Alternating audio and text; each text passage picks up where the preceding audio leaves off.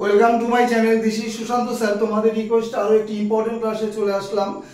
This is sentence improvement from CHSL এবং অবশ্যই SSC এক্সামের এটা ইম্পর্টেন্ট ক্লাস।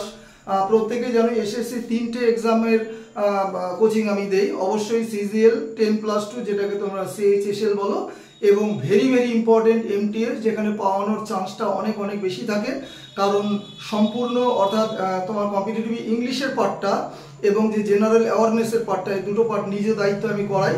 অবশ্যই বাংলা ভার্সনে যেহেতু ওয়েস্ট বেঙ্গল সার্কেলে আমি ক্লাস দেই। চলো স্ক্রিনশটের জন্য কয়েক সেকেন্ড সময় দিচ্ছি,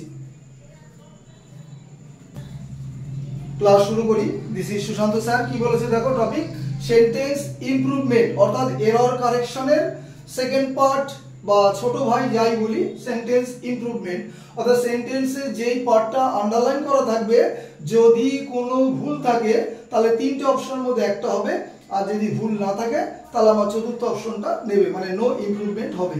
কি বলেছে, I রোট a novel for the last 2 years, গত 2 বছর ধরে আমি একটা উপন্যাস কি করছি, লিখছি। তাহলে সেন্স বোঝাচ্ছে কন্টিনিউয়াস। তাহলে তুমি এখানে কন্টিনিউয়াস খোঁজো, বলবে 2 জায়গায় আছে। কি করে বুঝবো? 2 জায়গায় ভার্বের সাথে আইএনজি আছে। দেখো সি পার্টে রাইটিং আছে, বি পার্টেও রাইটিং আছে, কিন্তু দুটোই কন্টিনিউয়াস হলেও এটা হবে প্রেজেন্ট পারফেক্ট কন্টিনিউয়াস। তাহলে তফাৎটা কি, যে হোয়াট ইজ দ্য ডিফারেন্স? তফাৎটা কি? প্রেজেন্ট কন্টিনিউয়াসে সময়ের উল্লেখ থাকে না, আর প্রেজেন্ট পারফেক্ট কন্টিনিউয়াসে সময়ের উল্লেখ থাকে। তাহলে সময়ের উল্লেখ আছে ফর দ্য লাস্ট 2 years, এই জন্য আমার আনসার নেবে বি একটা। অপশন এলিমিনেট করে করবে, ঠিক আছে।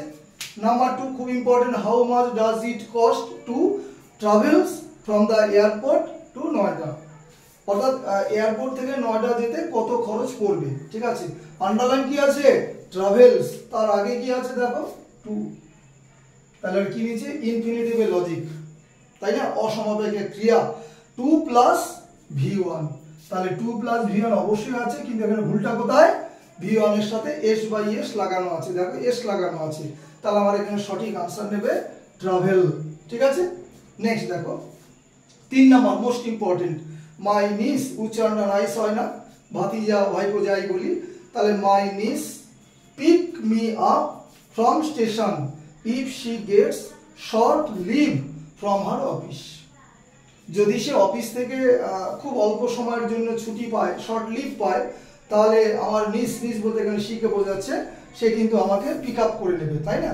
সে বাস স্টপ হতে পারে, এয়ারপোর্ট হতে পারে, কোনো রেল স্টেশন হতে পারে, সেটা আলাদা প্রসঙ্গ। দেখো ভুল তো এখানে আছেই, তুমি যদি পুরো সেন্টেন্সটা নাও বোঝো, ভুল শুরুতেই দেখো, মানে আন্ডারলাইন পার্টটা যে ভুল আছে, প্রমাণ কি দেখো, এটা থার্ড পারসন সিঙ্গুলার নাম্বার, ভার্বের সাথে একটা S/S যুক্ত হবে, তাহলে গ্যারান্টি আন্ডারলাইন পার্টটা ভুল আছে। হ্যাঁ, তাহলে কোন আনসারটা আমার এখানে নেবে ভালো করে দেখবে, যে এটা হচ্ছে একটা কন্ডিশনাল সেন্টেন্সের উপর সেন্টেন্স ইমপ্রুভমেন্ট দিয়েছে। এবার বলবে কন্ডিশনাল যে আমি কি করে বুঝবো, দেখো ইফ থেকে শুরু, আমি বলেছি যে কন্ডিশনাল পার্ট প্রথমেও থাকতে পারে, মাঝখান থেকেও শুরু হতে পারে। তাহলে if she gets short leave from her office, এটা হচ্ছে কন্ডিশনাল পার্ট, কিসে আছে, প্রেজেন্টে আছে। তাহলে কন্ডিশনাল পার্ট যদি প্রেজেন্টে থাকে, রেজাল্ট পার্ট বা মেন পার্ট হবে সিম্পল ফিউচার। কন্ডিশনাল সেন্টেন্সের ওপর ব্যাপক আলোচনা হয়েছে, দেখে নেবে প্রিভিয়াস ক্লাসগুলোতে। হ্যাঁ, তাহলে এখানে কন্ডিশনাল পার্ট সিম্পল প্রেজেন্টের সাবজেক্ট প্লাস V1, তাহলে রেজাল্ট পার্ট বা মেন পার্ট কি হবে, সিম্পল ফিউচার। তাহলে সিম্পল ফিউচার হতে গেলে কি দরকার, সাবজেক্ট শ্যাল উইল V1। তাহলে অপশনে খুঁজে দেখি সাবজেক্ট শ্যাল উইল V1 কোথায় আছে, দেখো সাবজেক্ট শ্যাল উইল, সাবজেক্ট এখানে দেওয়াই আছে মাইনি সেটা, এবার শ্যাল অথবা উইল V1, তাহলে দেখো প্রথমটা উইল হ্যাভ হলো না, দ্বিতীয়টা পিক্স আসছে না, মানে শ্যাল উইল নেই, সিএটটা কিন্তু দেখো শ্যাল বা উইল V1, দেখো পিক আপ, তাহলে আমার আনসার কোনটা হবে, সিএটটা।